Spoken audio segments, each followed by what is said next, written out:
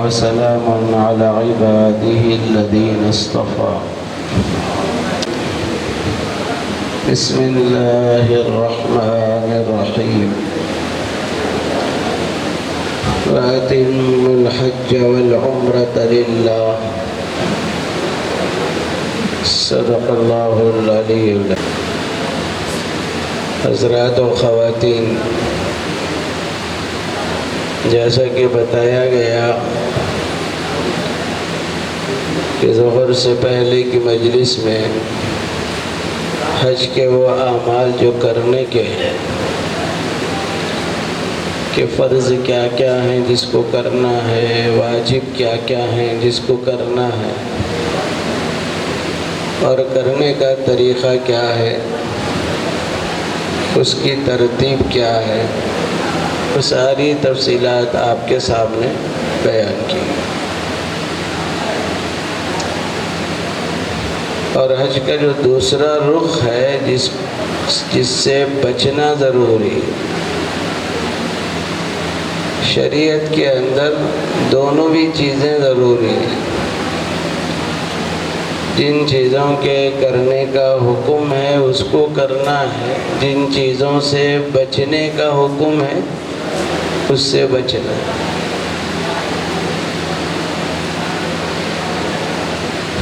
تو حج کے اندر کچھ پابندیاں ہیں، جن پابندیوں کی رعایت کرنا ضروری ہے. نماز ہم پڑھتے ہیں، پہلی تکبیر کو تکبیر تحریمہ کہتے ہیں. اللہ اکبر جو پہلی تکبیر ہے اس کو کیا کہتے ہیں؟ تکبیر تحریمہ کہتے ہیں. ایسی تکبیر جو چند چیزوں کو حرام کرنے والی ہے، اس تکبیر کا نام کیا ہے؟ تکبیر تحریمہ ہے. تکبیر تحریمہ کن چیزوں کو حرام کرتی؟ اللہ اکبر کہتے ہی بات چیت کرنا حرام، کھانا حرام، پینا حرام، چلنا پھرنا حرام. اس لیے اس تکبیر کو تکبیر تحریمہ کہتے. عمرے اور حج کے لیے احرام ضروری ہے مردوں کے لیے، عورتوں کا کوئی احرام نہیں.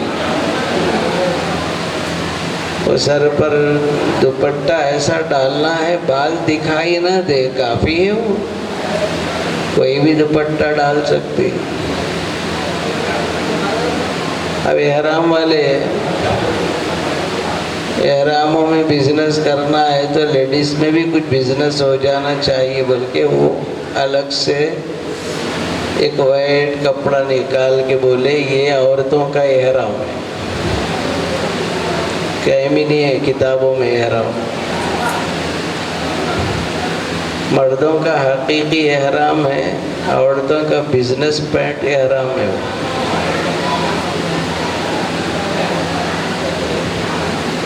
بات سمجھ میں آ رہی ہے نا؟ احرام کے معنی کیا ہے؟ کسی چیز کو حرام کر دینے کے. حرام کے بھی دو معنی ہیں. ایک حرام کا معنی احترام کا ہے. مسجد حرام، مسجد حرام ہے نہیں، وہ حرام کا معنی کیا ہے؟ احترام کا معنی.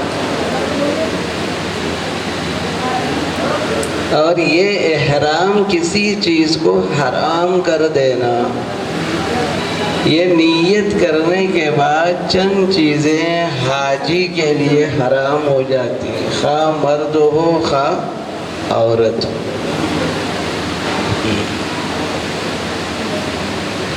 اب کیا ہیں وہ پابندیاں جس کو کرنا ضروری ہے؟ آئیے، احرام خواہ عمرے کا ہو، احرام خواہ حج کا ہو، خواہ احرام عورت کے لیے ہو خواہ احرام مرد کے لیے ہو. عورت کے احرام سے مراد اس کو کچھ پابندیاں ہیں، اس پر بھی کچھ چیزیں حرام ہیں، مردوں کے لیے بھی حرام.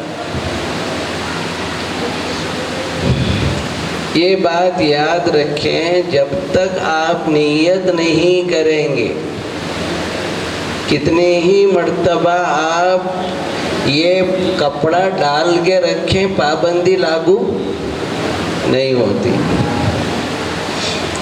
آپ جب عمرے کا احرام باندھیں گے تو آپ کو اختیار ہے کہ احرام آپ حج ہاؤس میں باندھیں. یہ بھی اختیار ہے آپ ایئرپورٹ پر باندھیں. ایئرپورٹ پہ نہیں باندھ سکے تو اندر بھی آپ کو پلین میں ایک مصلی ہوتا ہے پیچھے نماز پڑھنے کا، ادھر سے ایک پردہ ادھر سے ایک پردہ کھینچ دیے تو وہ ایک کمرہ بن جاتا، وہاں بھی احرام باندھ سکتے. اور احرام باندھنے سے پابندی لاگو نہیں ہوتی، بلکہ نیت کرنے کے بعد سے پابندی لاگو ہوتی.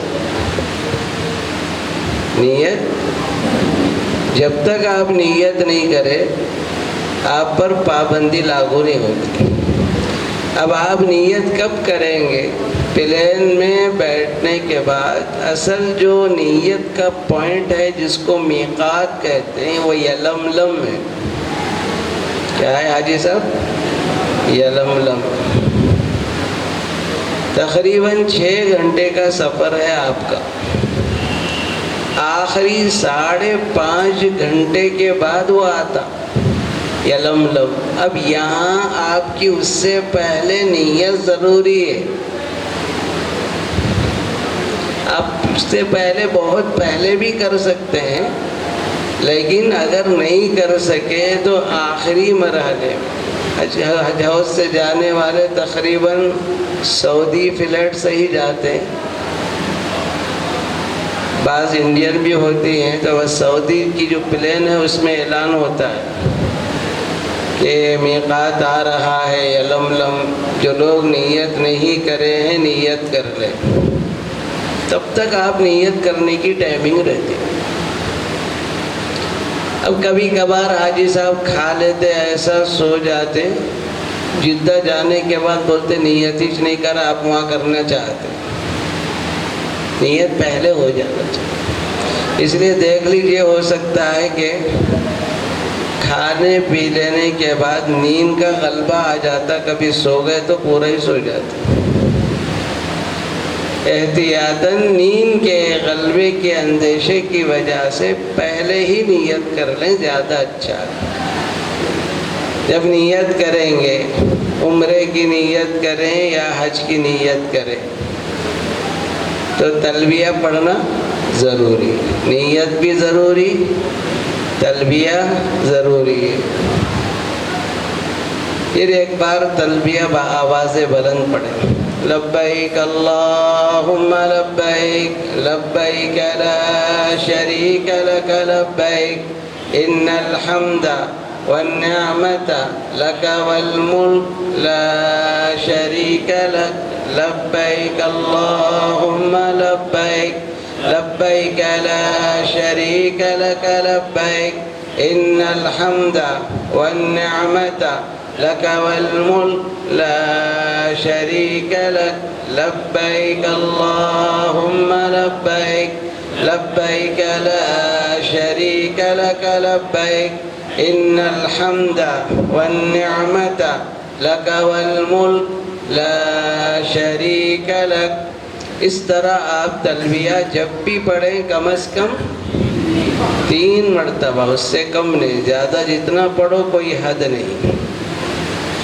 عمرے کی نیت ہو گئی یا حج کی نیت ہو گئی، اب پابندیاں لاگو ہو گئی. پابندیاں لاگو ہو گئی. کتنی پابندیاں لاگو ہوتی ہیں سن لیجئے. مرد اور عورت کے درمیان مشترکہ 10 پابندیاں لاگو ہوتی ہیں، اور مرد کے لیے ایکسٹرا 3 اور پابندی. جملہ کتنے ہو گئے؟ مردوں کو 13 پابندی ہے، عورتوں کو 10 پابندی۔ اب آئیے، مرد ہو یا عورت ہو، پہلی پابندی یہ ہے کہ چہرے کے اوپر کپڑا ڈالے نہیں رکھنا ہے۔ چہرے پر کپڑا ڈال کے نہیں رکھنا، مرد بھی اور عورت بھی۔ البتہ عورتوں کو یہ حکم ہے کپڑا چہرے پر نہ لگے، لیکن پردہ کرنا بھی ضروری ہے۔ سمجھ رہے؟ پردہ کرنا بھی ضروری ہے۔ اگر پردہ کسی کو معاف ہو سکتا تھا تو ہم سب کی روحانی ماں حضرت عائشہ صدیقہ رضی اللہ عنہا کو معاف ہوتا تھا، لیکن اماں جان کو بھی پردہ معاف نہیں تھا۔ روایات میں ہے حج یا عمرے کے لیے جب ہماری اماں جان تشریف لاتی تھیں، جب مرد سامنے آتے تھے تو پردہ پکڑ کر اپنا دوپٹہ کھینچ لیتی تھیں، جب مرد حضرات سامنے سے گزر جاتے تو پھر اس کو برابر کر لیتے۔ معلوم کیا ہوا؟ کپڑے پر، چہرے پر کپڑا لگنا بھی نہیں ہے، لیکن پردہ بھی ضروری۔ جب وہ ہماری روحانی ماں کو پردہ معاف نہیں ہوا تو ہماری اماؤں کو معاف رہتا؟ معاف نہیں۔ تو اس کے لیے کیپ ملتی ہے، وہ کیپ ڈال کر اوپر سے جو ہے پردہ کریں۔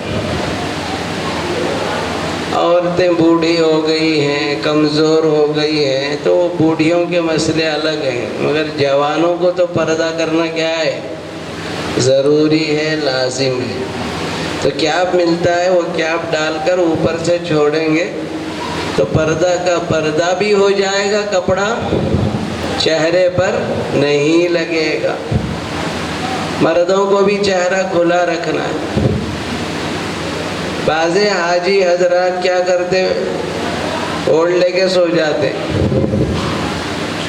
اب حج کے 5 دن سونا چاہیے نا، جب سوئیں گے تو کیسے سوئیں گے حاجی صاحب؟ سر کے حصہ بھی کھلا رکھنا، چہرہ بھی کھلا رکھنا ہے۔ جب چہرے پر کپڑا ڈالے نہیں رکھنا ہے تو وضو کر کے یا غسل کر کے منہ پہ ڈال کے پوچھ لیتے بھی نہیں ٹھہرنا ہے۔ پوچھنے کی ضرورت پیش آئی تو بس یہ انگلیوں سے آہستہ آہستہ آہستہ پوچھ لینا، ڈال کے منہ چھپانا نہیں ہے، نہ مرد کو چھپانا ہے اور نہ ارے بولو عورت کو چھپانا۔ ذہن میں بیٹھ گیا؟ تو پہلی پابندی چہرے کے اوپر کپڑا لگے نہیں رہنا۔ عام طور پر کبھی ہو جاتا ہے نیند کی حالت میں حاجی صاحب کو معلوم ہی نہیں ہوتا، خر لیتے کپڑا ڈالے گا، دبا کے جو ہے خراٹے مارتے ہوئے سو جاتے۔ اس کا مسئلہ سن لیجئے، اگر 12 گھنٹے تک ایک دن یا ایک رات، دن کتنے گھنٹے کا ہوتا؟ رات پر۔ اگر ایک دن ایک رات یعنی 12 گھنٹے تک ڈال کے اگر سو گیا تو دم واجب ہو جاتا۔ کیا واجب ہوتا؟ دم واجب ہوتا۔ دم کا مطلب ایک بکرا، ایک دمبا، بکری ذبح کر کے گوشت وہاں تقسیم کرنا پڑتا ہے، لیکن خود کو کھانے کی اجازت نہیں گوشت۔ اگر 1 گھنٹہ یا اس سے زائد 12 گھنٹے سے کم اگر کپڑا ڈال کے سویا رہا تو 1.25 کلو گیہوں صدقہ یا اس کی قیمت صدقہ کرنا پڑے گا۔ 2.25 کلو گیہوں یا اس کی قیمت صدقہ کرنا پڑے گا۔ صدقہ آپ یہاں بھی آ کے کر سکتے ہیں، لیکن دم دینا ہے تو وہیں دینا پڑتا ہے، حتیٰ یبلغ الہدی محلہ، جانور جو ہے وہیں حدود حرم میں جا کر ہی وہ ذبح ہو، یا نہیں کر سکتے۔ دوسری پابندی، مرد کے لیے عورت کے لیے جو نہیں مارنا، جو نہیں مارنا۔ تیسری پابندی، مرد کے لیے عورت کے لیے خوشبو نہیں لگانا ہے، خوشبو نہیں لگانا۔ پہلی پابندی کپڑے پر، چہرے پر کپڑا نہیں ڈالنا ہے۔ دوسری پابندی جو نہیں مارنا ہے۔ تیسری پابندی خوشبو نہیں لگانا۔ چوتھی پابندی ناخن نہیں کاٹنا ہے، چوتھی پابندی ناخن نہیں کاٹنا۔ اب اسی طرح آگے پانچویں پابندی، پہلا ہے چہرے پر کپڑا نہیں ڈالنا، دوسرا جو نہیں مارنا، تیسرا خوشبو نہیں لگانا، چوتھا ناخن نہیں کاٹنا۔ پانچویں پابندی ہے میاں بیوی کے درمیان جو بے حیائی کی باتیں یا بے حیائی کے کام جو ہوتے ہیں وہ نہیں کرنا۔ چھٹا ہے کسی قسم کا گناہ نہیں کرنا، کسی قسم کا گناہ نہیں کرنا۔ اور آگے جو ہے ساتویں پابندی، کسی قسم کا جھگڑا نہیں کرنا، کسی قسم کا جھگڑا نہیں کرنا۔ ایک اور پابندی ہے جو ادھر چھڑ گئی، وہ ہے بال نہیں توڑنا۔ 8 پابندیاں ہو گئیں۔ کیا ہے؟ بال نہیں توڑنا ہے جسم کے، سر کے۔ عام طور پر سر اور داڑھی پر ہاتھ پھیرنے میں کچھ بال نکل جاتے، اس کا مسئلہ یہ سن لیجیے۔ 1 بال نکلا، 2 بال نکلے، 3 بال نکلے، 3 بالوں تک چھوٹا صدقہ ہے۔ کیا کہ اگر آدمی الگ الگ بال نکلے یا 3 بال ایک ساتھ نکلے تو 3 کھجور یا 3 مٹھی بھر گیہوں یا 3 روٹی صدقہ کر دینا۔ اگر ایسا کھینچے 4 بال یا اس سے زائد نکل گئے، صدقہ دینا پڑتا 1.25 کلو گیہوں یا اس کی قیمت۔ سمجھ میں آ گئی بات؟ 8 پابندیاں بتا، 8 پابندیاں ذات سے متعلق ہیں۔ پھر آئیے، چہرے پر کپڑا نہیں ڈالنا، دوسرا جو ہے آپ کے بال نہیں توڑنا، بال کے ساتھ جوں لگی رہتی ہے نا، وہاں سے لیں گے اپن۔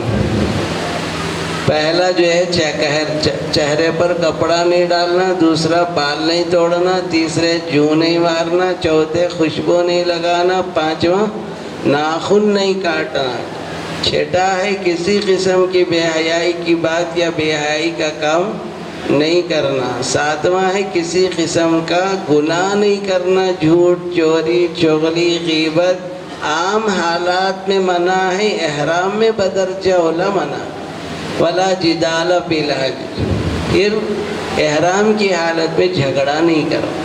یہ 8 ہو گئے۔ 2 پابندیاں مرد اور عورت کو جگہ کے ہیں۔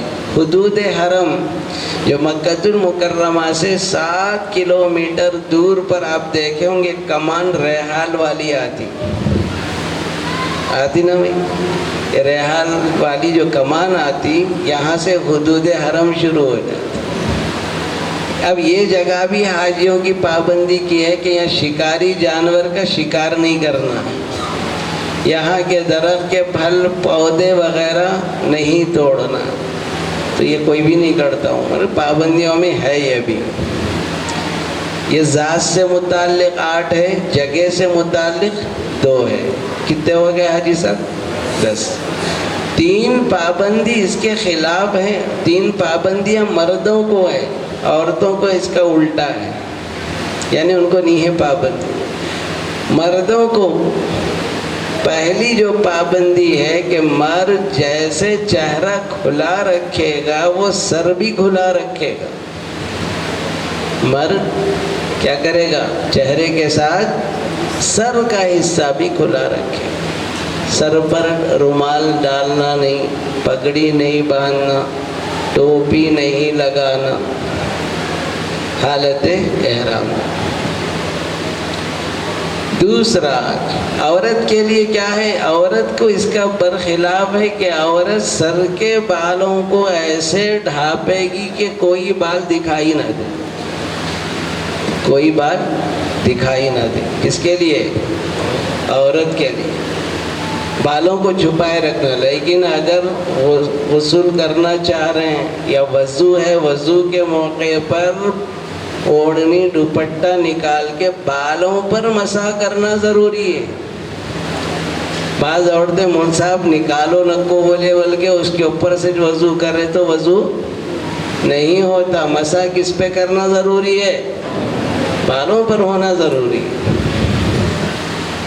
دوسری پابندی مرد کے لیے کہ مرد سلا ہوا کپڑا نہیں پہن سکتا. عورت سارے سلے ہوئے کپڑے پہن سکتی. مرد سلا ہوا کپڑا معتاد طریقے پر کرتا، پاجامہ، صدری، شیروانی یہ سب سلے ہوئے بالکل نہیں پہن سکتا. دو چادریں ہوں گی، ایک پاجامے کے طریقے پر لپیٹ لے گا اور ایک دوسرے خمیص کے طور پر اوپر ڈال لے گا. مرد سلا ہوا کپڑا نہیں پہنے گا، سلا ہوا لباس نہیں پہنے گا، لیکن سلی ہوئی چیزیں استعمال کر سکتا. سلے ہوئے چپل پہن سکتا، سلا ہوا بیلٹ باندھ سکتا. یہ سب سلا ہوا نہیں پہننا بولے. سمجھے نہیں سمجھے؟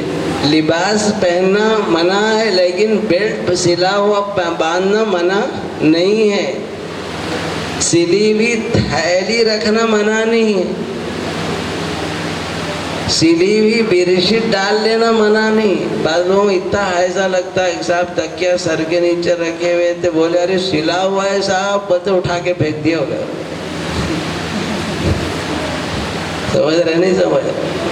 سلے ہوئے کو مفہوم کو سمجھو. لباس کے طریقے پر جو چیز سلی ہوئی وہ پہننا منع ہے، لیکن سلا ہوا تکیا، سلی ہوئی تھیلی، سلی ہوئی چپل، سلا ہوا بیلٹ پہننا منع نہیں. یہ مسئلہ ذہن میں رہیں گا نا انشاءاللہ. عورت سلے ہوئے پہن سکتے. آگے آ رہا. تیسری جو پابندی ہے مرد کے لیے کہ مرد حالت احرام میں سلیپر چپل پہنے گا. یہ ہڈی اور یہ ہڈی یہ دونوں دکھائی دینا ضروری. اب یہ دکھائی دینا ضروری ہے تو ظاہر بات ہے وہ نہ موزہ پہنے گا، پیر میں ساکس نہیں پہن سکتا، سینڈل نہیں پہن سکتا، شوز نہیں پہن سکتا. کیوں؟ چھپ جاتا ہے، ہڈی چھپ جاتا ہے. عورت کے لیے پابندی نہیں ہے، وہ شوز وغیرہ پہن سکتی، مرد پہن نہیں سکتا. اچھا بعض کو سائنس پرابلم رہتا، صفا مروہ کی صحیح میں بنڈے پورے ٹھنڈے ہو جاتے. انہوں 7 چکر مارے تو پورے ٹھنڈے ہو جاتے. ایسے کچھ مریض بھی رہتے، ان کے لیے آسان یہ ہے کہ آج کل شارٹ موزے بھی آ رہے، ساکس شارٹ رہ رہے، اس میں یہ بھی کھلا رہ سکتا، یہ بھی کھلا رہ سکتا. نیچے کا آپ باندھ کر آپ پہننا چاہیں تو پہن کے کر سکتے کہ بس بیچ کی ہڈی دکھائی دینا اور ادھر کا ٹخنا بھی نظر آ. سمجھ میں آ گئی بات؟ یہ مرد کے لیے ضروری ہے اس کی پابندی. عورت کے لیے یہ پابندی نہیں. عورت موزے پہن سکتی، البتہ حالت احرام میں عورت کے لیے ہاتھوں کے اندر جو ہے کیا بولتے ہیں اس کو، دستانے. عورت ہاتھ کے دستانے نہیں پہن سکتی، مکروہ ہے. کتابوں میں مکروہ لکھا ہوا ہے. پیر میں پہن سکتے، ہاتھوں میں دستانے نہیں پہن سکتے، اس کے لیے مکروہ. یہ جملہ پابندیاں مردوں کے لیے ملائے تو 13 ہو جاتے. یاد ہو گیا بھی پابندیاں؟ ایک بار اور بولتا ہوں، چہرے کے اوپر کپڑا نہیں ڈالنا، دوسرا جو ہے بال نہیں توڑنا، تیسرے جو نہیں مارنا، چوتھے خوشبو نہیں لگانا، پانچویں ناخن نہیں کاٹنا، چھٹا کسی قسم کی بے حیائی کا کام یا بے حیائی کی بات جو میاں بیوی کے درمیان ہوتی ہے نہیں کرنا، اور ساتواں کسی قسم کا گناہ جھوٹ چوری چغلی نہیں کرنا، اور آٹھواں کسی قسم کا جھگڑا نہیں کرنا۔ یہ ذات سے متعلق پابندیاں ہیں۔ دو پابندیاں حدود حرم کی ہیں، وہاں شکاری جانور کا شکار نہیں کرنا، دوسرا وہاں کے درخت پھول پتے اور پھل نہیں توڑنا۔ جملہ 10 ہو گئے۔ 11ویں پابندی مرد کے لیے کہ جہاں اس کا چہرہ کھلا رہے ویسے ہی اس کا سر بھی کھلا رہے۔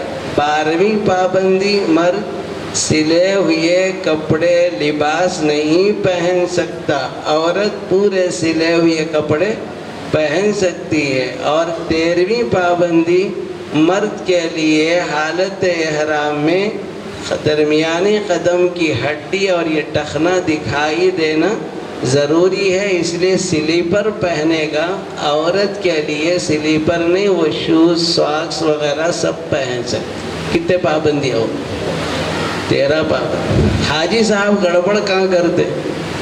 حاجی صاحب احرام میں موجود ہیں، اب جیسے جدہ اترے استنجا گئے تو وہاں ہینڈ واش رکھا ہوا رہتا، ڈال کے کھٹاکھٹ مار کے جو ہے پورا ڈال کے ہاتھوں کو مل دیتے ہو، یا صابن لے کے ہاتھوں کو رگڑ دے، وہاں گڑبڑ ہوتی۔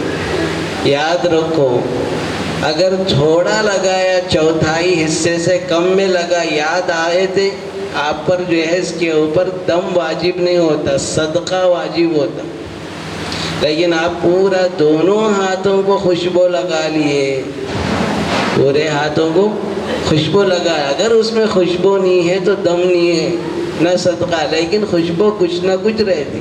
اگر ہلکی سے ہلکی خوشبو ہے، بہت غور سے سمجھ میں آ رہی ہے تو 1.25 کلو گیہوں صدقہ دینا پڑے۔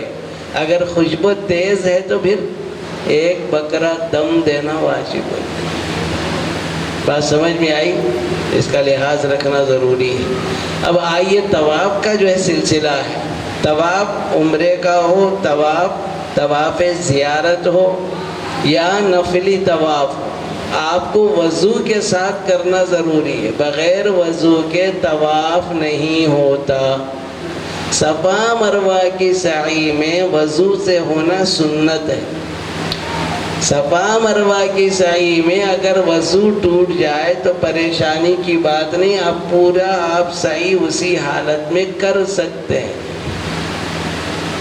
لیکن طواف کے دوران آپ کا وضو ٹوٹ جائے تو پھر آپ کا طواف نہیں ہوگا۔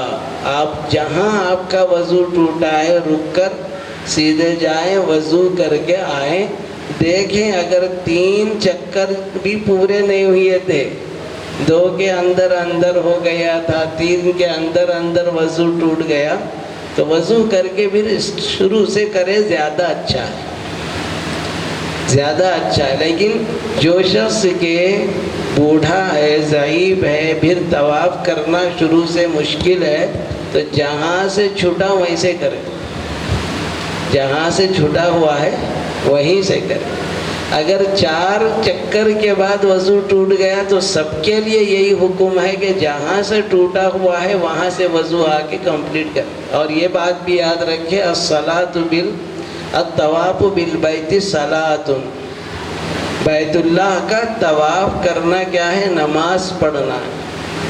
نماز بغیر وضو کے نہیں ہوتی تو طواف بھی بغیر وضو کے نہیں۔ البتہ اس دوران بات چیت کرنا، ضروری بات کرنا منع نہیں ہے، دنیاوی بات کرنا منع ہے، یا دینی کوئی مسئلہ پوچھنا ثواب ہے، ذکر کرنا، ذکر تو کرنا ہی ہے۔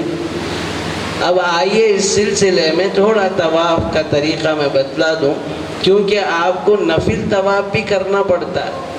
کئی ایک نفلی طواف کریں گے، کیونکہ افضل ترین جو عبادت ہے مکے کی وہ کیا ہے؟ طواف۔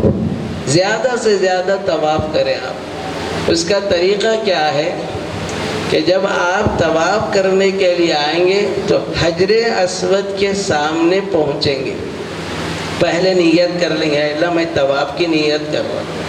طواف کون سا ہے؟ عمرے کا ہے تو عمرے کے طواف کی نیت کرتا ہوں، اس کو آسان فرما قبول۔ اگر حج کا طواف ہے تو حج کے طواف کی نیت کرتا ہوں، اس کو آسان فرما، اس کو قبول فرما۔